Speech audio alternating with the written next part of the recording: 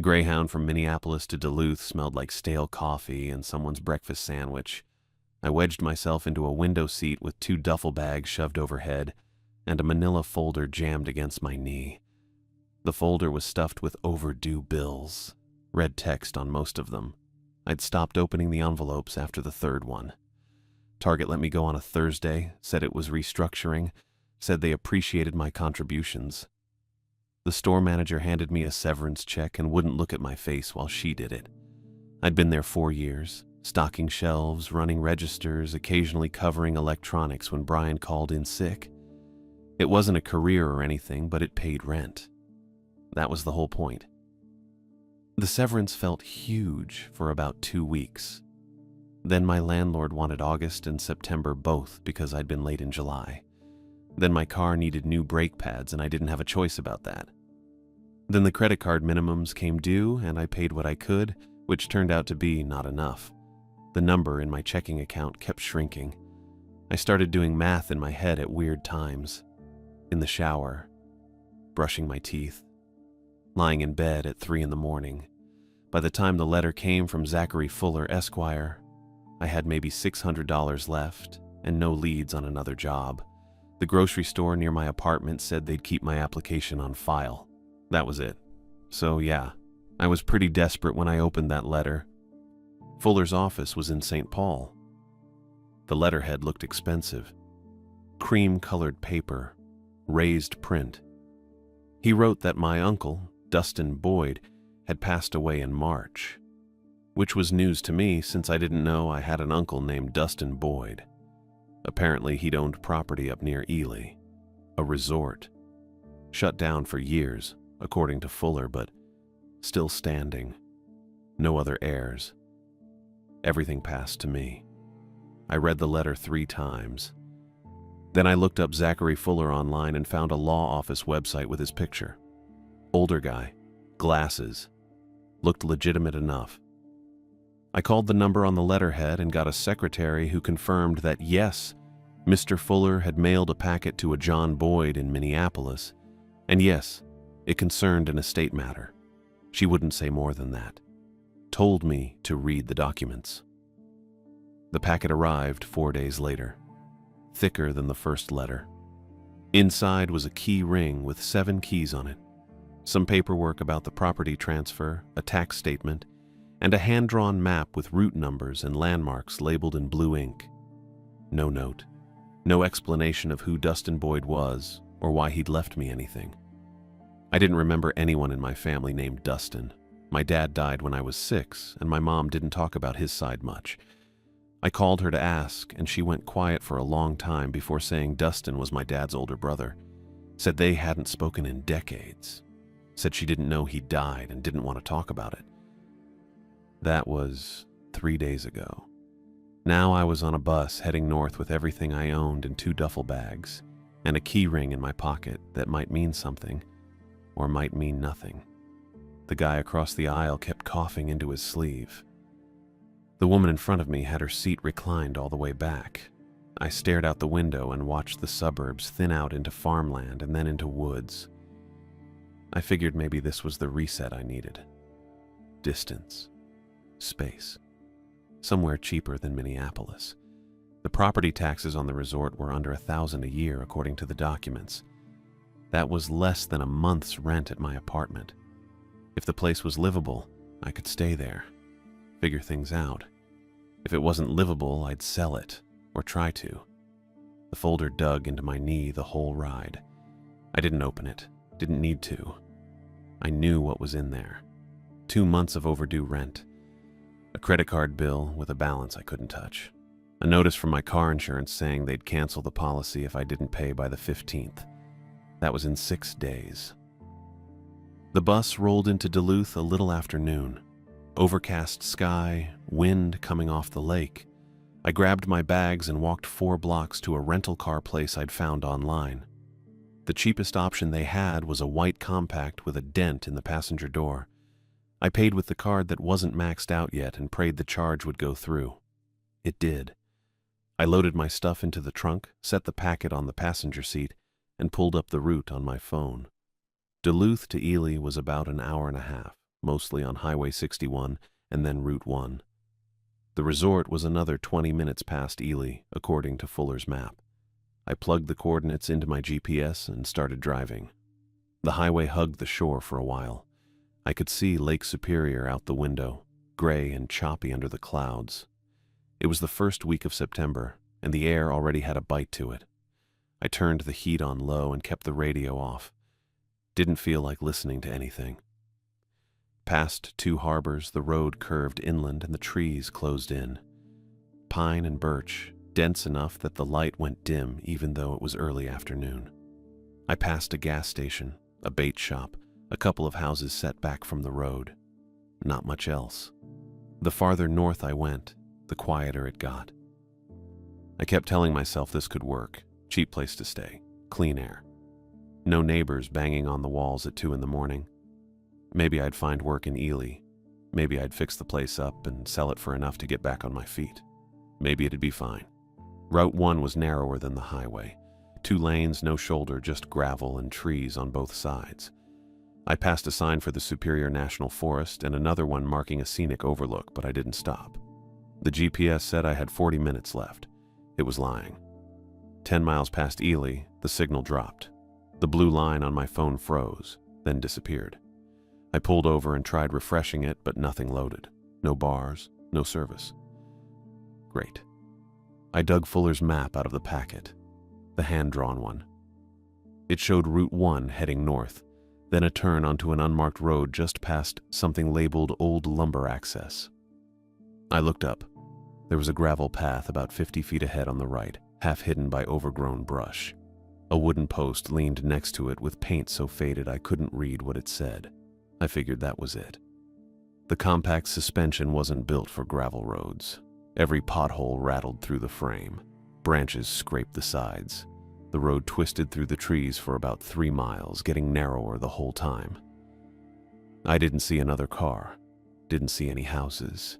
Just woods and more woods, and the occasional flash of water through the gaps. Then the gate appeared. It was crooked, leaning to one side like the post had sunk into the mud. Wooden, maybe 8 feet wide, with a faded logo painted across the top. I couldn't make out the words, but the design looked like a lake with a cabin next to it. Someone had stuck a Sun Country Airlines sticker on the left post. The colors were bleached almost white and the edges were peeling. The gate was open, hanging off one hinge actually. I stopped the car and sat there for a minute.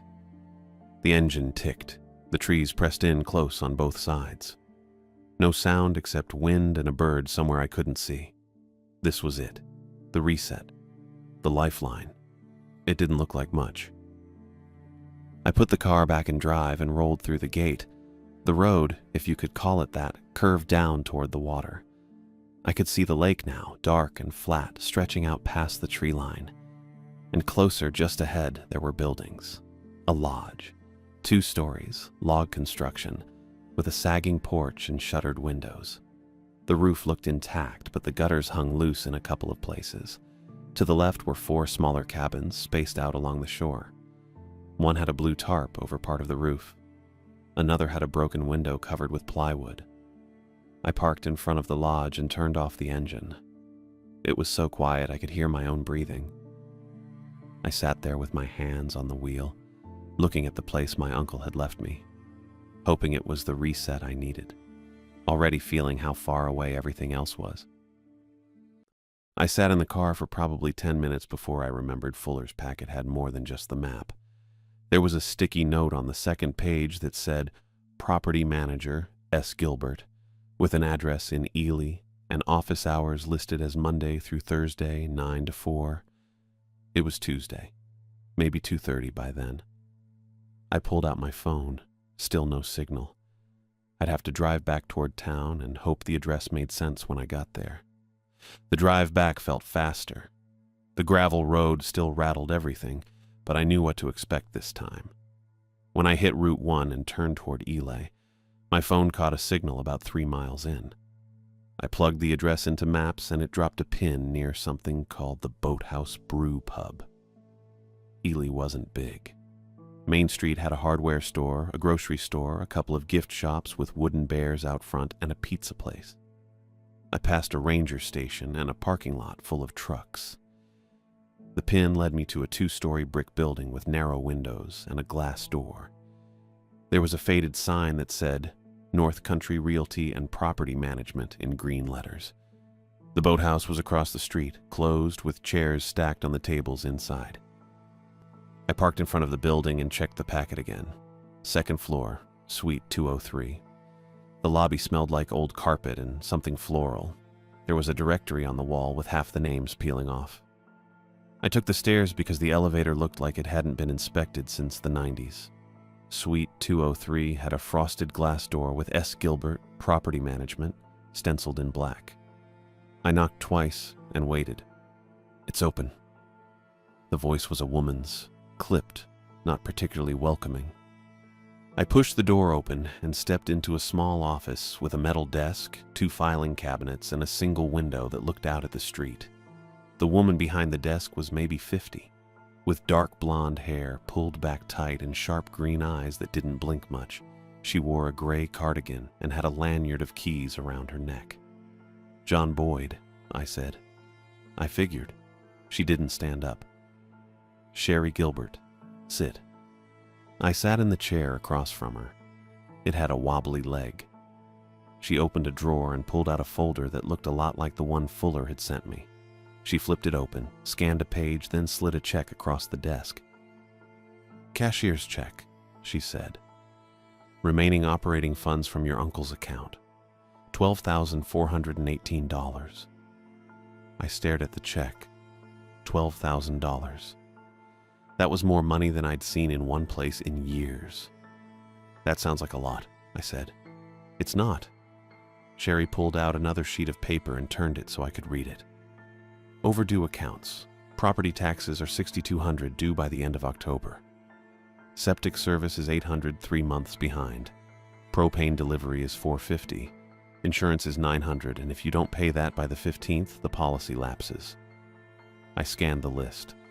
The numbers blurred together a little. $6,200, $800, $450, $900. That's most of it, I said. That's all of it, Sherry said. And then you've got utilities, maintenance, and the next tax bill in 6 months. Your uncle kept this place running on a margin that didn't exist. You're inheriting debt with a building attached. I sat back in the wobbly chair. The check was still on the desk between us. $12,000 that was already spent before I even touched it. Great, I said. Sherry didn't smile. You can sell, probably. The land's worth something. The building's not much. But it'll take time and you'll still owe the taxes. Fuller didn't mention selling. Fuller doesn't live here. She tapped the paper. I do. I managed this property for your uncle for 11 years. I'm telling you what's real. I looked at the check again. Then at the list. Then at Sherry, who was watching me with those sharp green eyes that didn't miss anything. Okay, I said. So, what do I do? She leaned back in her chair. You keep it running, same as Dustin did. How? Locals, she said. They rent the cabins, 1 night a week, sometimes 2. They pay cash, they pay on time, and they don't complain. That's your income. 1 night a week? I said. That's not enough to cover. It's enough, Sherry said. Barely. Your uncle charged $200 a night. You've got 4 cabins. If you fill 3 of them once a week, that's $600. 4 weeks, that's $2,400. Enough to cover utilities and propane and a little extra. I did the math in my head. $2,400 a month. That was about what I'd been making at Target before they let me go. What about the taxes? I said. You save, Sherry said. You don't spend on anything you don't need. You fix what breaks and nothing else. That's how Dustin did it. For how long? She didn't answer right away. She just looked at me, and I got the feeling she was deciding how much to say. Long enough, she said finally. I didn't know what that meant. I didn't ask. The locals, I said. They just show up? Or do I have to advertise or... They know, Sherry said. They'll come. Same schedule as always. You don't change it. What schedule?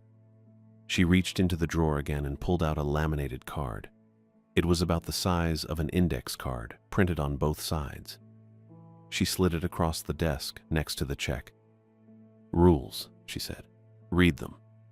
I picked up the card. It was heavier than I expected, laminated thick enough that it didn't bend. The front side had 5 lines of text, centered, in a plain sans serif font. 1. Salt the thresholds before sunset. 2. No guest stays past checkout. 3. Lock the dock gate after dark. 4. Do not answer knocking after midnight. 5. If the water reflects wrong, stay inside. I read it twice. The second time didn't make any more sense. Salt the thresholds, I said. Every door, Sherry said. Cabins and lodge, before sunset, every night. Why? Because that's the rule. I looked up at her. She wasn't joking. Her face was completely flat. Is this some kind of local tradition or... It's the rule, Sherry said. You follow it, or you don't keep the property. I looked back at the card. Lock the dock gate after dark. Do not answer knocking after midnight. If the water reflects wrong, stay inside. What does reflects wrong mean? I said. Sherry's eyes flicked to the window behind me, just for a second, then back to me. You'll know, she said. The sky outside had gone darker while we'd been talking. Not sunset dark, just that flat gray that happens before a storm. Tin-colored. Sherry glanced at it again, longer this time, then back at me. Read them again, she said. I already read them again. I read the card a third time. Salt the thresholds. No guest stays past checkout. Lock the dock gate. Don't answer knocking. If the water reflects wrong. Out loud, Sherry said. I looked at her. She wasn't kidding. 1, I said. Salt the thresholds before sunset. She nodded. 2, no guest stays past checkout. Another nod.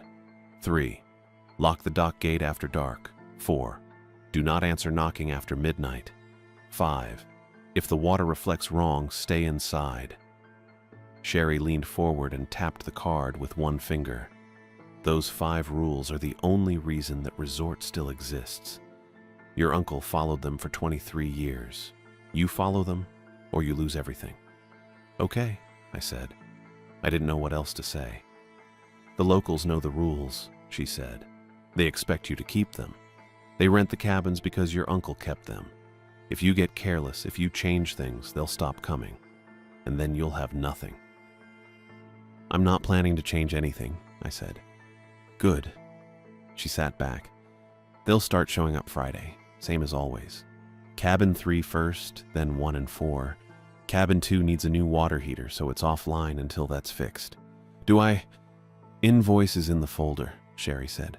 Plumber's number is on it. He knows the property. Call him, schedule it, pay him when it's done. I nodded. My head felt full. Too full. $12,000. Overdue accounts. Salt the thresholds. Locals renting cabins. Water heater. Rules. Sherry reached under the desk and pulled out a canvas bag. It clinked when she set it down. Salt, she said. Morton's, coarse. Your uncle bought it in bulk from the hardware store on Main. They'll have more when you need it. I stared at the bag. You'll go through about 1 bag a week, Sherry said. More if it rains. A week, I said. Every threshold, every night, before sunset. She looked at the window again. The sky had gone darker. Definitely storm dark now. You should get back before it hits.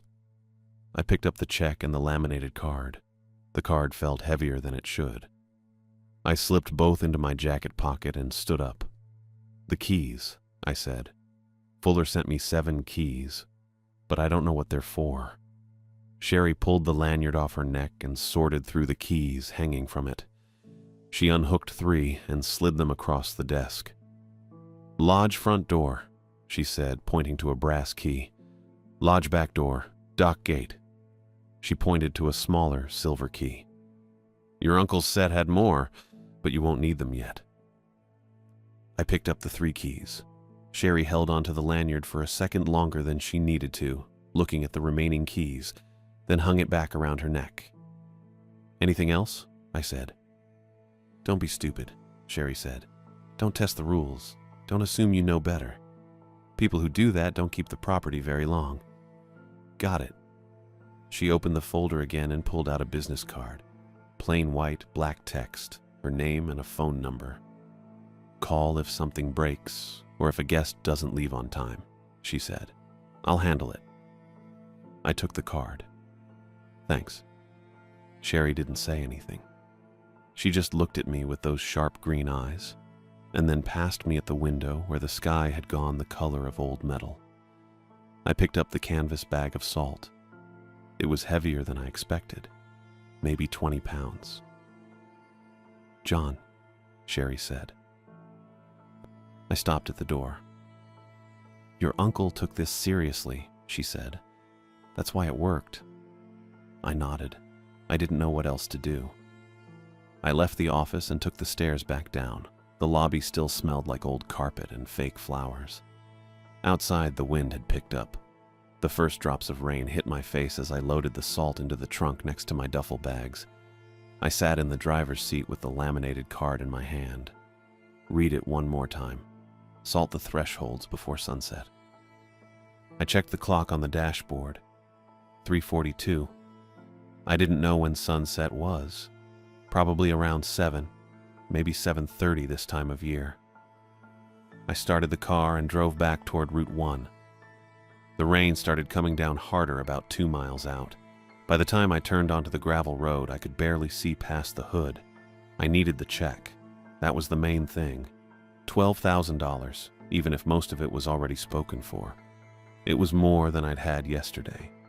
And Sherry had handled those keys like they mattered more than the paperwork, like they were the real inheritance. I didn't understand the rules. Not really. But I understood debt. I understood having no options. I'd figure out the rest.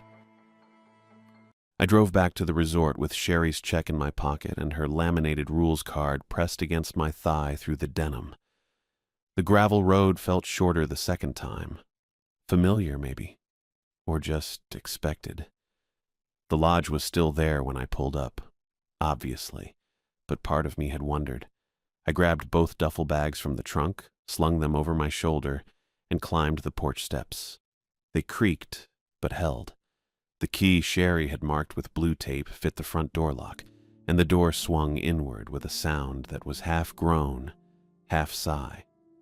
Inside smelled like dust and old wood, and something faintly sweet I couldn't place.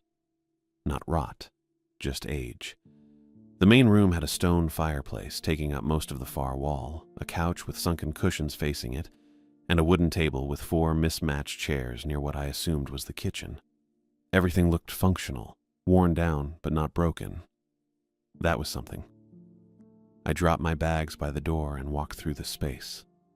Living room, kitchen with a 2-burner stove, a fridge humming louder than it should, and a sink with a single lever faucet that dripped when I tested it. Bathroom off to the left with a toilet, a shower stall, and a mirror I didn't look into. Upstairs was 2 bedrooms and another bathroom.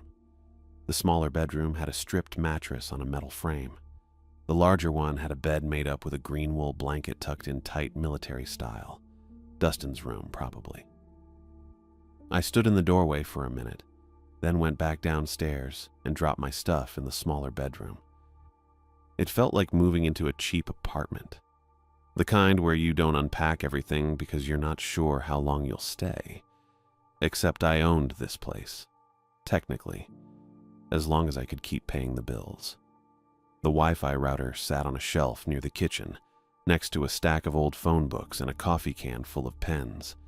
It had a strip of masking tape on top with "Password Lake Access" written in blue ink. I plugged it in.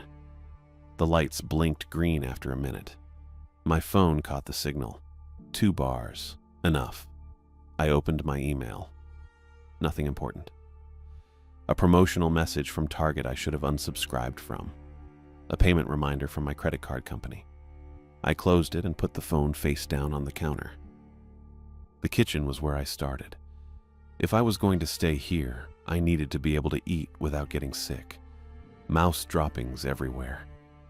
In the drawers, on the shelves, behind the dish rack.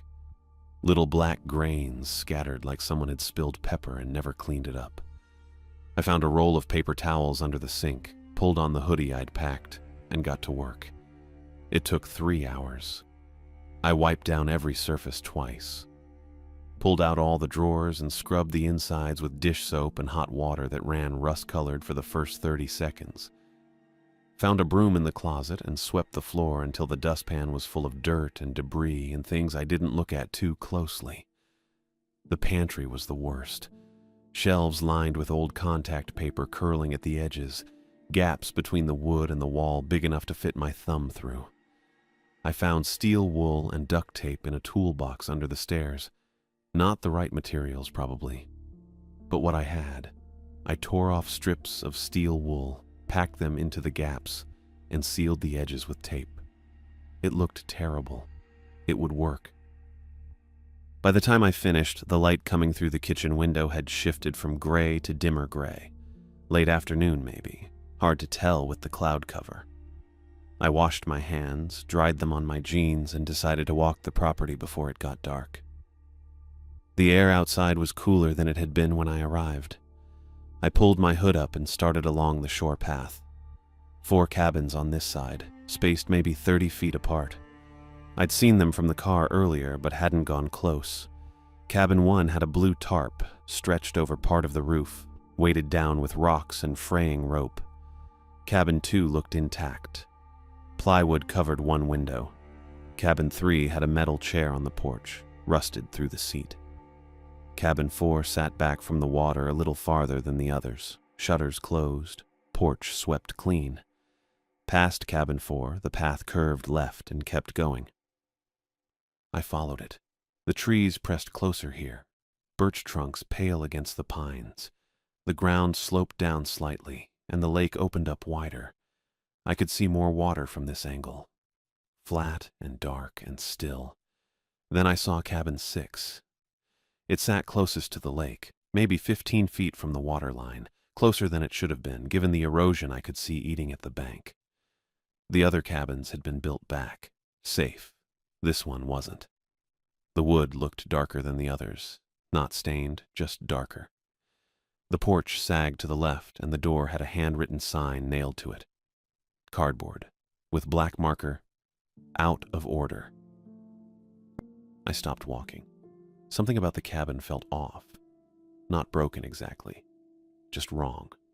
The angle of the roof didn't match the posts holding up the porch, or maybe the posts didn't match the ground. It sat wrong in its own frame. I didn't go closer. I turned around and walked back toward the lodge, counting cabins as I passed. 4 on this stretch. 1 through 4, then the lodge, then Cabin 6 past the bend, no Cabin 5. I thought about asking Sherry. Then I thought about how she'd answered my other questions. I kept walking. Back at the lodge, I went inside and locked the door behind me. The sun was lower now. Not quite sunset, but close. Rule 4 kept circling back in my head. Do not answer knocking after midnight. It had sounded ridiculous when I first read it. The kind of thing someone puts on a joke sign at a tourist trap. But Sherry hadn't been joking, and the more I thought about it, the less funny it seemed. I opened the cabinet under the kitchen sink, looking for garbage bags. I found a cardboard box instead. Morton salt. The regular kind with the girl and the umbrella on the label, blue and white.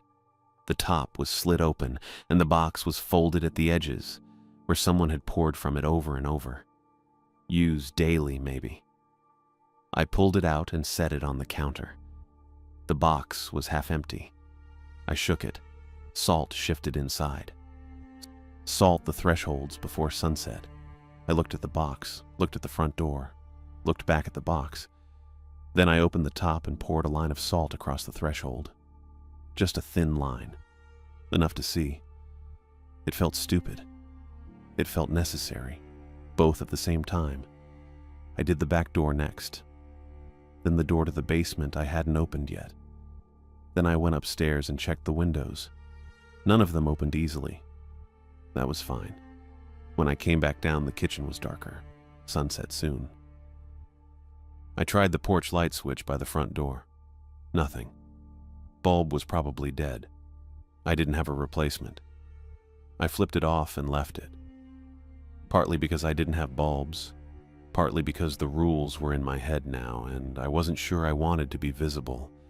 I made a sandwich from the groceries I'd picked up in Duluth. White bread, deli turkey, yellow mustard. Ate it standing at the counter.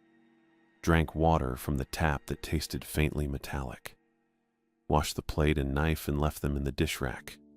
The sky outside the window went from gray to deep blue to black. I sat on the couch. My phone still had signal. I opened a browser and typed Ely, Minnesota resort deaths into the search bar. Nothing relevant came up. I tried Dustin Boyd Ely and got an obituary from March. Survived by a nephew, John Boyd.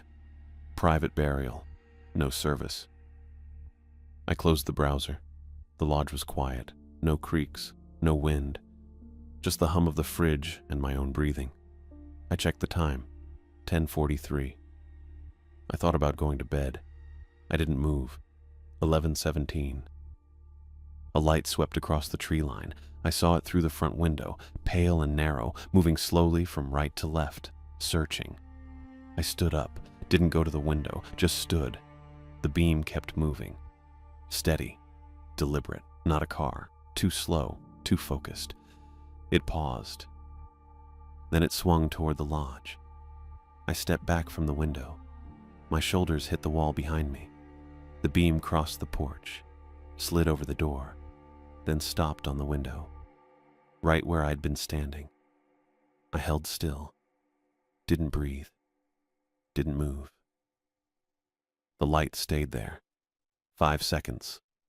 10. Then it swept away, back toward the trees, and disappeared. I stayed against the wall until my legs started shaking. Then I sat back down on the couch and kept the lights off. I slept maybe 3 hours. When I woke up, it was already light outside and my neck hurt from how I'd been lying on the couch. The salt lines were still there across the thresholds. Nothing had changed. No broken windows, no scratches on the door, no footprints on the porch. I figured that was a good sign. I kept thinking about the light, how it moved, how it stopped exactly where I'd been standing. But in the morning, with sun coming through the windows and birds making noise outside, it felt smaller. Probably just someone with a flashlight, a neighbor checking on the property, maybe even Sherry making sure I hadn't burned the place down on my first night. That's what I told myself anyway. I made instant coffee with water that still tasted like metal and ate the other half of the bread. My phone said it was 9:20. I had groceries for maybe 2 more days if I stretched it. The cashier's check was still in my jacket pocket, folded once. I hadn't deposited it yet because I didn't have a bank in Ely, and I wasn't sure my Minneapolis account would even accept a check that size without flagging it. I decided to go into town, get food, maybe ask a couple questions, act normal. The drive back felt shorter in daylight. Route 1 didn't look threatening when you could actually see the road, just narrow. I passed a guy in a pickup hauling a trailer with an ATV strapped down, and he lifted 2 fingers off his steering wheel in that thing people do up here instead of waving. Ely looked the same as yesterday. More trucks in the parking lots. A couple tourists with backpacks walking past the ranger station. I found Zup's food market on the same street as the hardware store, which I'd driven past without really noticing before. The grocery store had a green sign and a couple of cars parked out front. It wasn't big, probably the only one in town. Inside it smelled like floor cleaner and something baking. I grabbed a basket and walked the aisles. They had the basics. Canned soup, pasta, frozen dinners, a small produce section with apples and bagged salad that looked a little tired. I picked up bread, peanut butter, a rotisserie chicken under a heat lamp, more turkey, a bag of carrots, milk, coffee that wasn't instant, and then I stopped in front of the cleaning supplies. There was a whole shelf of salt. Morton, store brand, iodized, non-iodized, sea salt in a grinder. I stood there looking at it for probably 30 seconds. Then I grabbed 2 boxes of the regular kind, the ones with the girl and the umbrella. I didn't really think about why. The cashier was a guy maybe a few years younger than me. Shaggy light brown hair, name tag that said Brian, wearing a store polo with a hoodie underneath. He scanned my stuff without saying anything until he got to the salt. "Stocking up," he said. Not a question, just a statement. "Yeah," I said. He nodded and kept scanning. I waited until he was bagging everything before I said anything else. "Hey, I tried to sound casual, like I didn't care that much. "You know anything about the old resort, out past the turnoff on Route 1? Brian looked up. His eyes did this thing where they got a little sharper, a little more focused. "You're the new owner," he said. "Yeah." I hadn't expected him to know that already. "How'd you—" "Small town." He shrugged and put the carrots in the bag. "Heard Dustin's nephew was taking over. That you?" "That's me." He rang up the total, $43.62. I pulled out my card and he ran it through the machine. While I waited for it to process, he leaned back against the counter and folded his arms. "Sherry give you the talk yet?" he asked. "She gave me a card," I said. The machine beeped and I pulled my card out. "With rules on it?" "Yeah." Brian handed me the receipt. "She does that." I picked up one of the bags. "You follow them? The rules?" He didn't answer right away. Just looked at me with this expression I couldn't totally read. Then he said, "People around here follow those rules because the lake gets strange at night, and because the county doesn't like paperwork connected to accidents." I waited. "That's what my dad told me," Brian added. He said it light, like it was half a joke, but his face didn't match the tone. Easier to just do what the card says. "Strange how?" I asked. Brian's smile got a little tighter. "You'll probably find out." That was it. Someone came up behind me with a cart and Brian nodded at them, then looked back at me. "Good luck with the place," he said. I took my groceries and left. Outside, the air was colder than I expected. The sky was that flat white color that means clouds, but no rain yet. I loaded the bags into the rental car's trunk and was about to get in when someone called out. "Hey, you're Boyd's nephew, right?" I turned around. A guy was walking toward me from a dark blue truck parked 2 spaces over. Tall, maybe 6'1", wearing a canvas jacket and a baseball cap. His boots looked wet. "Yeah," I said. He stuck out his hand. "Louis Lee. I live a few miles down from your place." I shook his hand. His grip was firm and his palm was rough, the kind of calluses you get from handling rope or tools all the time. "John," I said. "I know." Louis smiled. It looked friendly enough. "Heard you were up here. I do some guiding work, rent boats over on Shigawa. Knew your uncle a little." "Oh," I said. I didn't know what else to say to that. "Anyway," Louis leaned against the side of his truck and tipped his cap back. "Saw you were getting settled. If you need help with anything, I'm around. Used to help Dustin fix up the dock when it needed it. I could swing by this afternoon, take a look. No charge." That surprised me. "You don't have to do that. It's no trouble." He waved it off. "Honestly, I've got the time. Besides, your uncle always paid cash for extra salt and a hand when he needed it. Figured I'd offer the same to you." There it was, the salt again. I tried not to react. "He bought salt from you?" "Sometimes." Louis shrugged. "Bought it in bulk, more than Zoop's usually stocks. I've got a buddy runs a supply place in Tower, gets it cheap. Dustin liked to keep a lot on hand." I thought about the 2 boxes in my trunk. Then I thought about the half-empty one under the sink. Superstitious guy, I said. Louis's smile didn't change, but something in his eyes did. Just a flicker. Practical guy, he said. Anyway, Doc help. I can come by after lunch if that works. Say 1 or so? I should have said no. I didn't know this guy. I didn't need help. I hadn't even looked at the dock yet. But I said, yeah, sure, that works. Great. Louis pushed off his truck and opened the driver's door. See you then. He got in and drove off before I could say anything else. I stood there in the parking lot for a minute, then got in my car and headed back.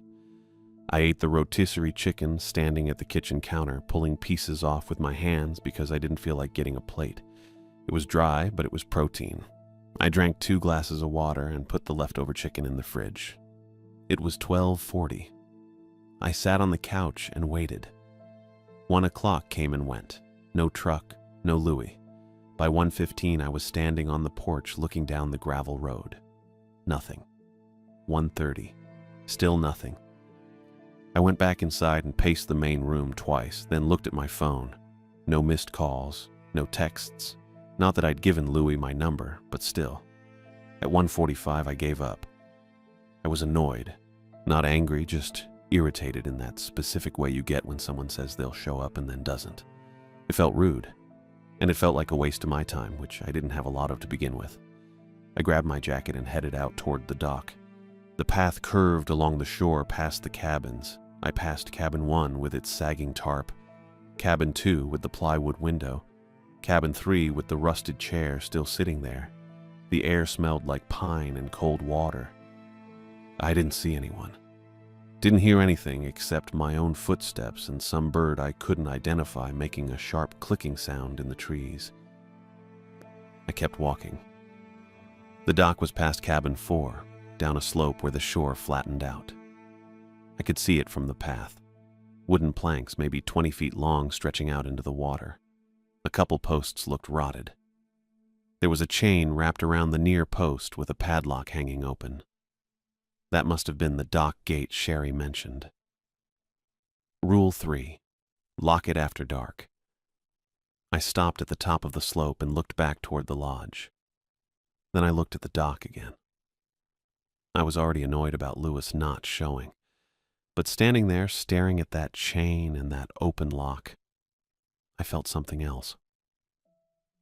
I felt like the laminated card was running my life. Salt the thresholds, lock the dock gate. Don't answer knocking. Don't stay outside if the water reflects wrong. I didn't even know what half of that meant, but I was doing it anyway, following rules I didn't understand because Sherry said so, because Brian said so, because some dead uncle I never met spent 23 years doing the same thing. I started walking toward the dock. I made it maybe halfway down the slope toward the dock when I heard it. A small bell. Brass, probably. Just one ring from somewhere out on the flat water.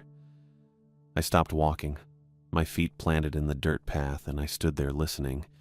The sound hung in the air for a second, then nothing. Just the trees and that same clicking bird from before. Rule 2 flashed through my head. No guest stays past checkout. That didn't make sense. There weren't any guests. The cabins were empty. I'd walked past all 4 of them and nobody was here except me and Louis, who never showed up in the first place. But I was already moving again. My legs kept going down the slope because I'd already decided to check the dock, and I was annoyed about Louis wasting my time, and I wasn't going to let a random bell sound stop me from doing the one thing I'd planned to do today. That's what I told myself anyway. The path leveled out where the shore flattened. The dock stretched into the water about 20 feet, maybe less. Wooden planks, some of them dark with rot. A few posts sunk into the lakebed, holding the whole thing together. I stepped onto the first plank. It creaked under my weight, but held. I took another step, then another. At the end of the dock, tied to the last post with fraying yellow rope, was a canoe. I stopped again. The canoe was green, faded chipped paint, aluminum underneath. It bumped softly against the wood, rocking with the movement of the water. A paddle lay inside it, resting across the middle bench. I hadn't seen it there earlier. I'd looked at this dock from the top of the slope not 3 minutes ago, and I was pretty sure there hadn't been a canoe tied to it. Pretty sure. Not completely sure. My memory did that sometimes. Skipped over details when I was thinking about something else. I'd been annoyed about Louis, distracted. Maybe the canoe had been there the whole time and I just hadn't noticed. That made sense. That was the logical explanation. I walked closer out toward the end of the dock where the canoe bobbed in place. Something wet slapped the underside of the boards beneath my feet. Not a wave, not the water itself. Something solid and heavy hitting wood from below. I froze. The bell rang again, directly below me this time. Under the dock, under the water. The planks bowed downward. Not much. Just an inch, maybe 2. But I felt it through my shoes, felt the wood bend under pressure that wasn't my weight. Something heavy was pulling itself up from the water. I didn't think, didn't process. I just turned and ran. My feet hit the dirt path and I kept going, back up the slope, past cabin 4, past cabin 3 with its rusted chair, past cabin 2 and cabin 1, all the way to the lodge. I took the porch steps 2 at a time, yanked the front door open, stumbled inside, and slammed it shut behind me. I locked it, twisted the deadbolt, then stood there with my hand still on the lock, breathing hard. My chest hurt. My legs shook. I backed away from the door and sat down hard on the couch. Nothing happened. No sound from outside, no footsteps on the porch, no bell. I sat there and waited for my heart to stop pounding. It took a while. I started counting my breaths. In for 4, out for 4. Something I'd read online once about anxiety. It helped a little.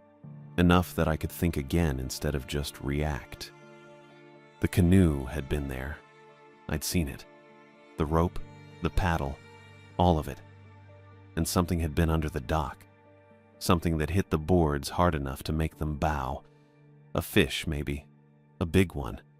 Northern pike got huge up here, I'd read that somewhere. Or a beaver. Beavers were strong. That made sense. Except it didn't explain the bell.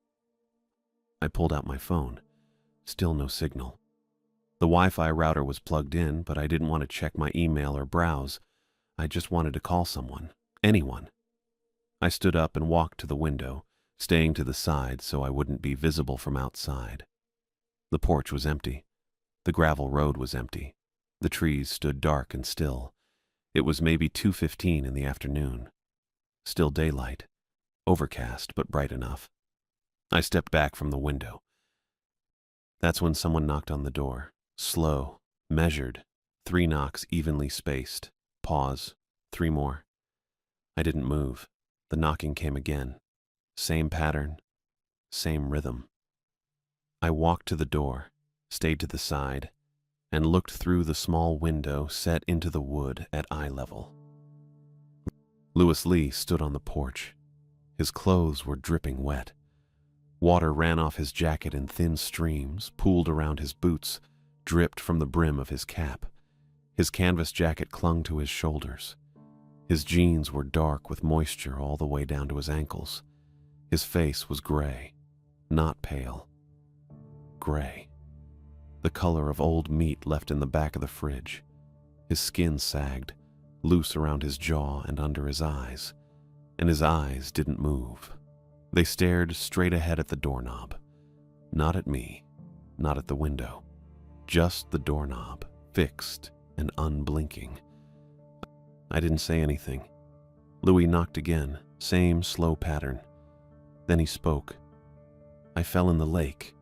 His voice was flat, no inflection. I need help getting inside. I pressed my back against the wall beside the door. John. Louis's voice didn't change. I'm cold. I need to come inside. My hand moved toward the deadbolt. Then I stopped. Rule 3. Lock the dock gate after dark. I'd left it open. The chain had been hanging loose, the padlock unlatched. I'd walked right past it. And Rule 4. Do not answer knocking after midnight. It wasn't midnight. It was 2 in the afternoon.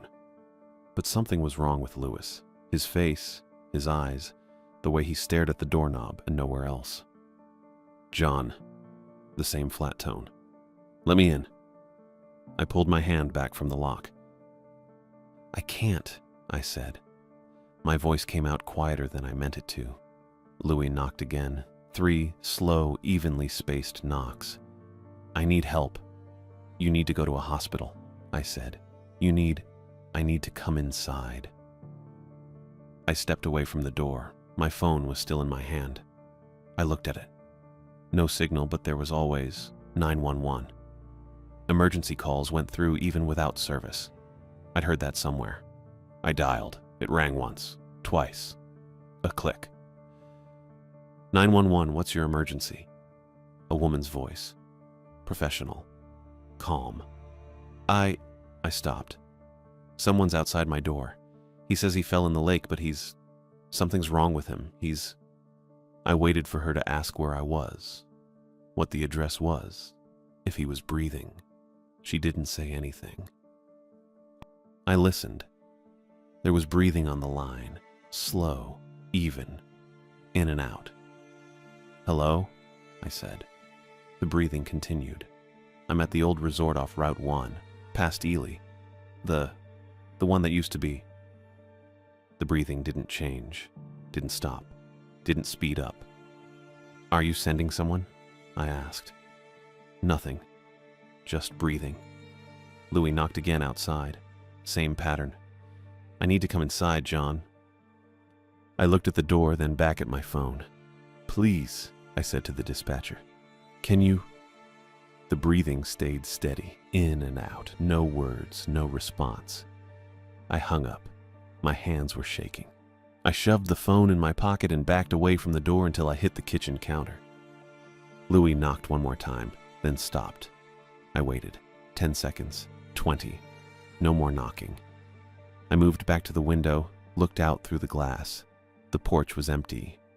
No Louis, no wet footprints, no puddles where he'd been standing. I stared at the wood planks. They were dry. Completely dry.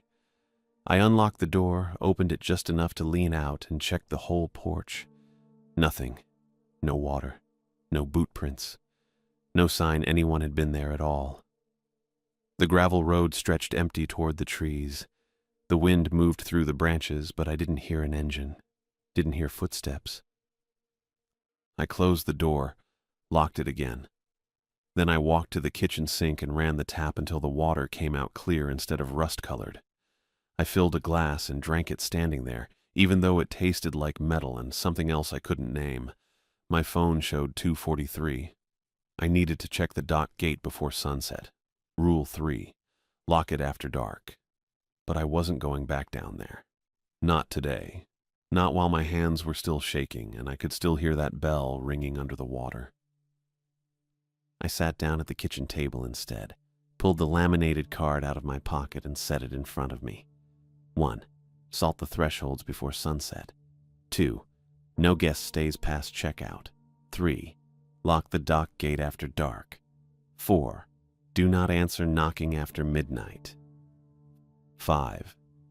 If the water reflects wrong, stay inside. The salt lines were still there across the thresholds.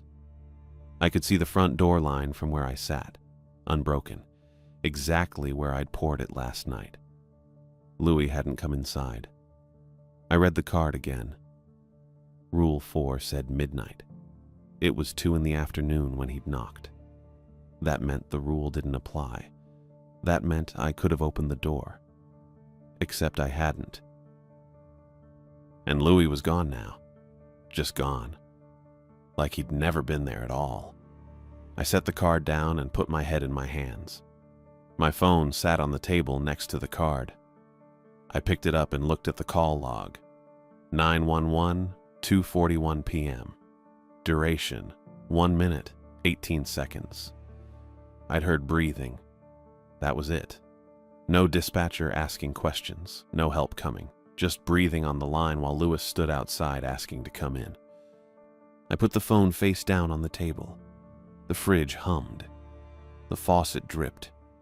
Somewhere in the walls, something creaked. I needed to eat. I'd had coffee and half a piece of bread this morning and nothing since. The rotisserie chicken was still in the fridge, but I wasn't hungry.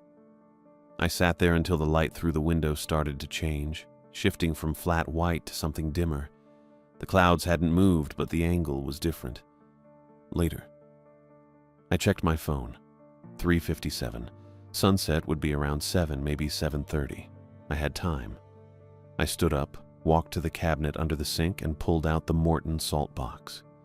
It was lighter than before, maybe a third full. I'd bought 2 more boxes at Zupp's this morning. They were still in the grocery bag on the counter. I opened one and refilled the Morton box, then put the rest away in the pantry. Then I walked to the front door and checked the salt line. Still unbroken, still exactly where I'd poured it.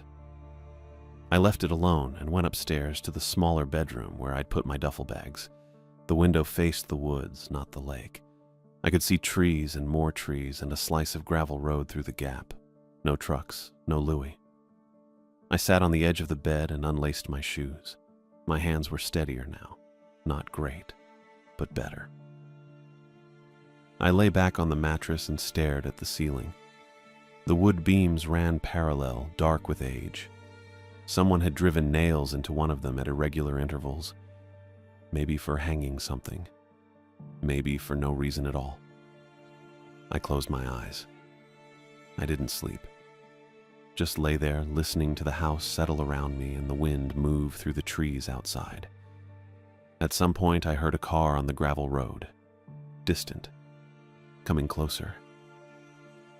I sat up and went to the window. A truck rolled past the lodge, heading toward the dock. Dark blue. Same one Louie had been standing next to in the Zoop's parking lot this morning. It didn't stop, just kept going down the path, past where I could see it through the trees. I waited. 5 minutes passed. Then 10. The truck didn't come back. I got back in the rental car around 4:30 and drove into town shaking so bad I had to pull over twice. The first time was maybe a mile down Route 1 where the trees pressed close enough to scrape the side mirrors. I just sat there with the engine running and my hands locked on the wheel. The second time was at the edge of Ely near the gas station with the faded Cenex sign. I parked in the lot and counted my breaths until my chest stopped feeling tight. I didn't have a plan exactly. I just knew I couldn't go back to the lodge alone. Not yet. Maybe not ever. There was only one person I could think of who might actually help without calling me crazy or telling me to deal with it myself. Spencer Rose. I'd met him last year when I drove through Ely on a camping trip that never happened because my car started making a grinding noise 20 miles outside town. He ran the service bay at the Enterprise station and didn't charge me full price when he found out I'd driven 6 hours just to sleep in a tent. We stayed in touch after that. Not close exactly, but enough that I had his number saved. I pulled out my phone. 2 bars of signal. Good enough. Spencer picked up on the 3rd ring. Yeah? It's John Boyd, I said. From Minneapolis. You fixed my Civic last year. I remember. What's up? I opened my mouth and nothing came out for a few seconds. Then I just said it. I inherited a place outside town, the old resort off Route 1, and something's wrong with it. Spencer didn't laugh or hang up. He just said, "Wrong how?" "I need someone to look at it. I'll pay you. My voice cracked a little. I cleared my throat. "I need help." There was a pause. Then Spencer said, "Where are you now?" "Cenex, on the main road." "Stay there. I'll be 10 minutes. He hung up before I could say anything else. I sat in the parking lot with the engine off and watched a guy in a Carhartt jacket pump gas into a pickup with a boat hitch. The sky was that flat gray color again. No sun visible, just gray. My phone said 4:47. Sunset was probably around 7. I needed to be back before then. Salt the thresholds before sunset. Rule 1. Spencer's truck pulled in at 4:56. Dark blue Ford with a toolbox bolted in the bed and a dent in the rear bumper. He parked next to me and got out. He looked the same as I remembered. Black hair cut short, grease-stained work pants, steel-toe boots, mechanic's jacket with Enterprise stitched on the chest. Maybe 35. Solid build. The kind of guy who looked like he could pull an engine block without a jack. He walked up to my window. I rolled it down. "You look like hell," he said. "Yeah. You want to tell me what's going on, or you want me to just follow you out there?" I hesitated. Then I said, "Follow me. I'll explain when we get there." Spencer nodded once and went back to his truck. The drive back felt shorter with someone behind me. I kept checking the rear view to make sure Spencer's truck was still there. It was. Every time. We parked in front of the lodge. Spencer got out and looked around. At the sagging porch, the shuttered cabins, the dark water past the tree line. He didn't say anything. Just walked a slow circle around the perimeter of the lodge, checking the foundation, the corners, the windows. I stood by my car and watched. After maybe 5 minutes, he came back and said, "Tell me." So I did. I told him about Louis knocking at 2 p.m. soaked through and gray-skinned, about the bell under the dock, about the 911 call where nobody answered, just breathing, about the salt lines and the rules card and how Louis disappeared without leaving wet footprints. I didn't tell him about the light from the first night because I wasn't sure it mattered, but I told him everything else. Spencer listened without interrupting. When I finished, he looked at the lodge, then at me, then back at the lodge. "You follow the rules?" he asked. "Yeah, mostly. Except I left the dock gate unlocked this afternoon. I was supposed to lock it after dark, but You go down there after the bell rang?" "Yeah." Spencer rubbed his jaw. "That was stupid. I know. But you didn't open the door when Louis knocked." "No." "That was smart." He walked past me toward the porch, stopped at the threshold, and crouched down. He ran his finger along the salt line I'd poured that morning. It was still unbroken. He stood up and wiped his hand on his jeans. "You planning to leave?" he asked. "I was going to, yeah." Spencer shook his head. "County line's closed. Bridge inspection. They shut it down this morning. Won't reopen till Monday." I stared at him. "What?" "Route 1 south. The bridge over the Kawashiwi. County's doing some kind of structural check. Road's blocked off till Monday morning. That's 3 days."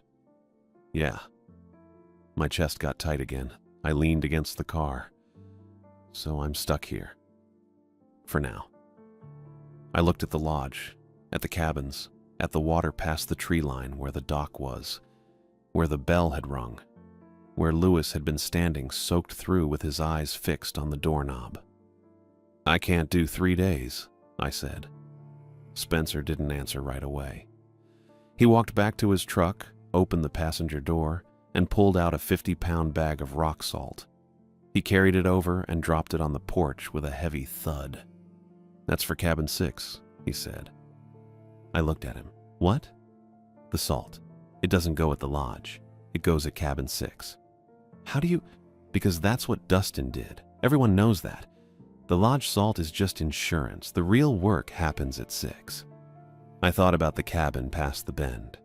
The one sitting too close to the water with the sagging porch and the out-of-order sign nailed to the door. The one I hadn't gone near because it sat wrong in its own frame. "What's at cabin 6? I asked. Spencer looked at me for a long moment. Then he said, "I don't know exactly. But whatever knocked on your door this afternoon, that's where it stays, as long as the salt holds. And if it doesn't, then it doesn't stay there anymore." He walked back to his truck. I followed him. "Wait," I said. "You're leaving?" "Yeah, I got a shift in an hour." "But—" Spencer turned around. "Look, I can't stay here with you, but I'll tell you what I know. Your uncle kept that cabin sealed for 23 years. He salted it every night. He kept the guest book current. He didn't miss a single night. Not one. And the reason he didn't miss is because missing means it gets out. You understand?" I didn't, but I nodded anyway. "The rules aren't keeping things out of the lodge. Spencer said. They're keeping something in place. At 6, you salt the lodge threshold so nothing else gets in while you're dealing with the real problem. But the real problem is always 6. He climbed into his truck and started the engine. Good luck, he said through the open window. Then he drove away. I stood there until the sound of his engine faded completely. Then I looked at the 50-pound bag of rock salt on the porch, then at the lodge, then at the path curving toward cabin 6. The sky was darker now. Not quite sunset, but close. I went inside. I made myself eat something around 6, peanut butter on bread. It tasted like nothing. I drank 2 glasses of water and refilled the Morton box from the new supply. Then I salted every threshold again, even though the lines were still intact. Front door, back door, basement door I still hadn't opened. I checked the upstairs windows. None of them opened. Good. The sun set at 7:12. I know because I watched it happen through the kitchen window. The sky went from gray to deep blue to black in about 15 minutes. I sat on the couch with my phone in my hand and the laminated rules card on the cushion next to me. I read Rule 4 again. Do not answer knocking after midnight. Spencer said the rules keep something in place, not out, in place. At cabin 6. I checked my phone. 7:43. No signal. I put it in my pocket anyway. At 11:37, the bell rang. It was louder this time, closer. Not from the dock. From somewhere between the lodge and the water. Maybe halfway down the slope. I stood up. My legs shook, but they held. The porch creaked. I went to the window and stayed to the side. Looked out. Nothing on the porch.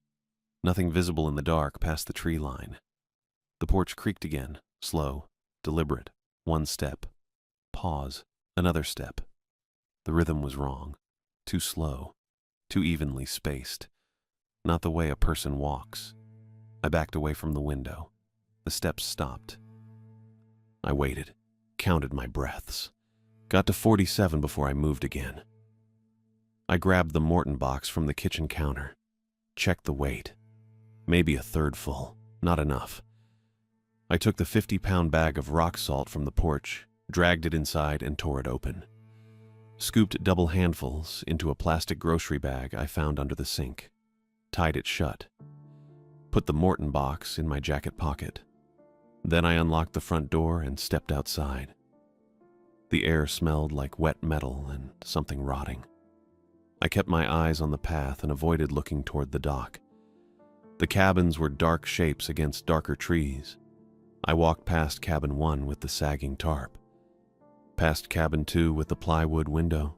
Past cabin 3 with the rusted chair. Past cabin 4 with the shutters closed. The path curved left. I kept walking. Cabin 6 sat 15 feet from the water. Closer than it should be. The wood was darker than the other cabins. The porch sagged left. The door was cracked open maybe 3 inches. I stopped at the bottom of the porch steps. The smell was stronger here. Old pennies and wet metal. Like someone had left raw meat in a closed room for a week. I climbed the steps. They didn't creak.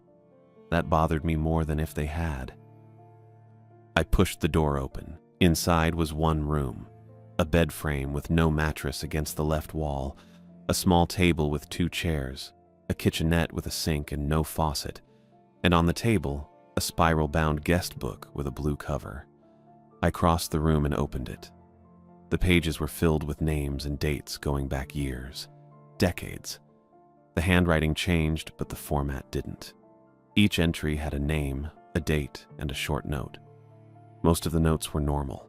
Nice stay, quiet, good fishing. We'll be back.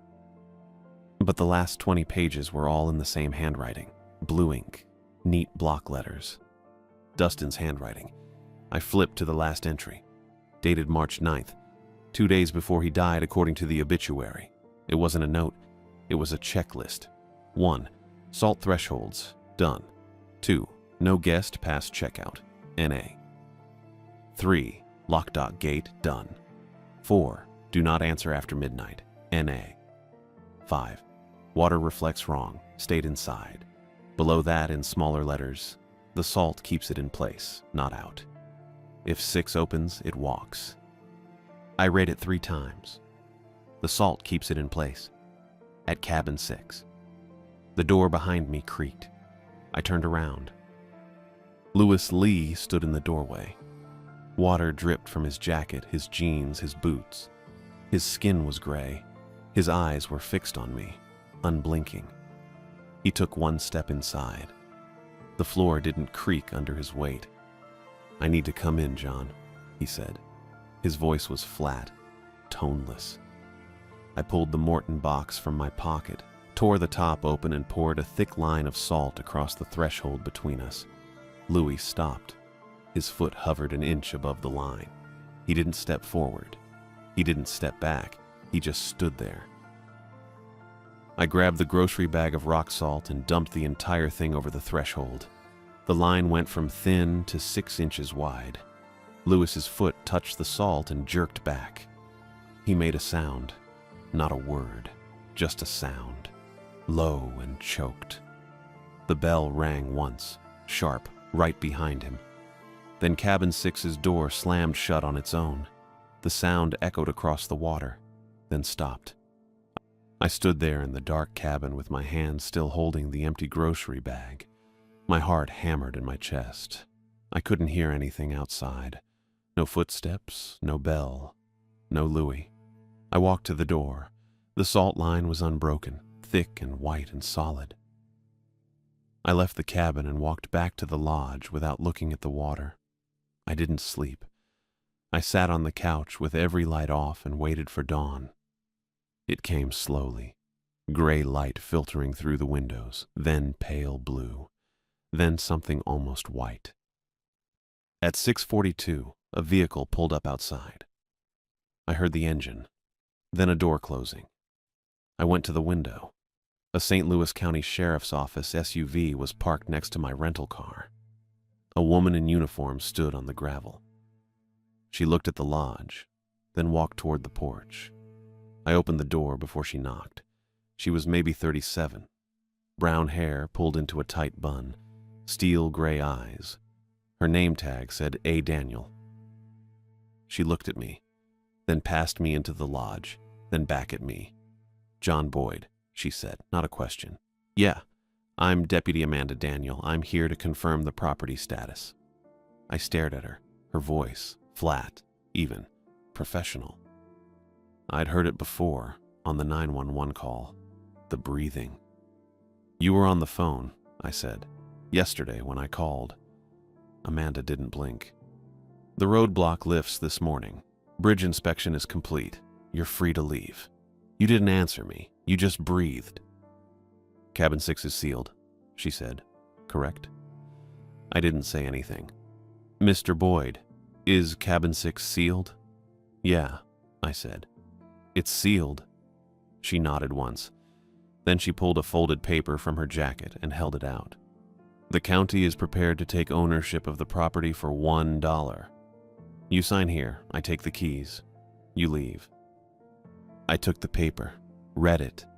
It was a standard transfer form. County of St. Louis, property address, legal description, transfer fee, $1. "Why $1? I asked. "Because it's not worth more than that," Amanda said. "And because you don't want it." She was right. I didn't. I signed the paper on the porch railing, handed it back.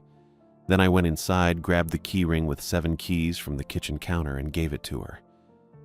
Amanda took the keys without looking at them. "The cashier's check from Ms. Gilbert. Do you have it?" I thought about the check. $12,418. Folded once in my jacket pocket upstairs. "It's inside," I said. "On the table." That was a lie, but I didn't care. "Leave it," Amanda said. "County will collect it." She walked back to her SUV, got in, and drove away without saying anything else. I stood on the porch for maybe 30 seconds. Then I went inside, grabbed my 2 duffel bags from the smaller bedroom, threw them in the rental car trunk and got in the driver's seat. I started the engine. The bridge reopened at 7:15. I know because I was the first car through. I drove south on Route 1 without stopping, past Ely, past Two Harbors, all the way to Duluth. I turned in the rental car at Enterprise, paid the extra fee for returning it a day early, and bought a Greyhound ticket back to Minneapolis. The cashier's check was still in my jacket pocket upstairs in the lodge. $12,418. I left it there. It didn't matter. I stayed alive by walking away, and I didn't look back.